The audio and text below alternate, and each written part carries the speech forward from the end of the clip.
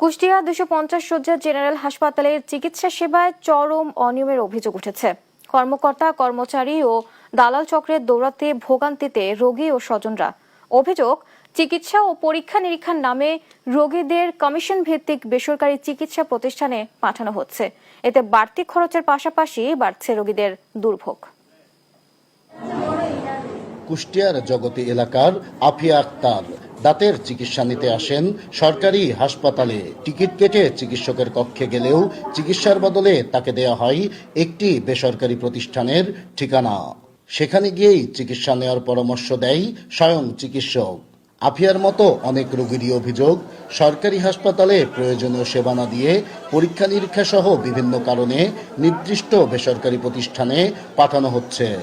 আমাকে বলছে আপনি এখানে কোনো ডাক্তার নাই, এই রোড করার এবং পুটিং করা নাই, আপনি বাইরে যান, ঠিকানা লিখে দিচ্ছে, ওখানে যেতে বলছে আমাকে। বললো যে এখানে চিকিৎসা হয় না, চিকিৎসা নিতে গেলে বাইরে দিতে হবে।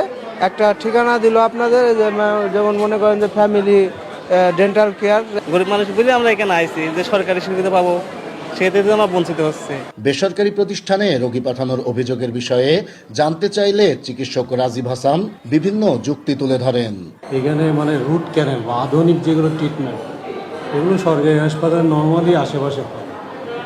অনেক সময় রোগীরা চেন যে স্যার কোথায় গেলে ভালো হয় বা আপনার পরিচিত কোনো ডাক্তার আছে কিনা, বা তখন দেখা যাচ্ছে রোগীদের হেল্পের কারণে আমরা অনেক সময় বলে থাকি।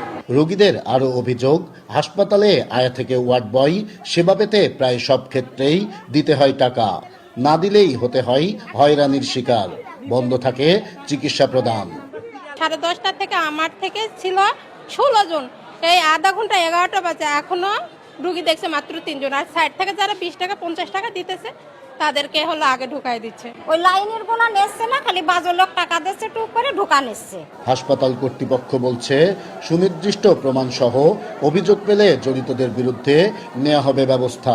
দুই একটা অভিযোগ আমরা ওখানে তদন্ত করতে গিয়ে পরে দেখা গেছে যে দিয়েছে সেও বলে আমি দেই নাই, বা যে নিয়েছিল সাক্ষী প্রমাণের অভাবে আমরা ব্যবস্থা নিলাম। কিন্তু আমরা যদি যথোপযুক্ত যদি সাক্ষী প্রমাণ সহ অভিযোগ পাই, তাহলে আমরা সরকারি ব্যবস্থা নেব। শুধু আশ্বাস নয়, অনিয়ম ও হয়রানি বন্ধে দ্রুত তদন্তপূর্বক কার্যকর ব্যবস্থা নেওয়ার দাবি রোগী ও স্বজনদের।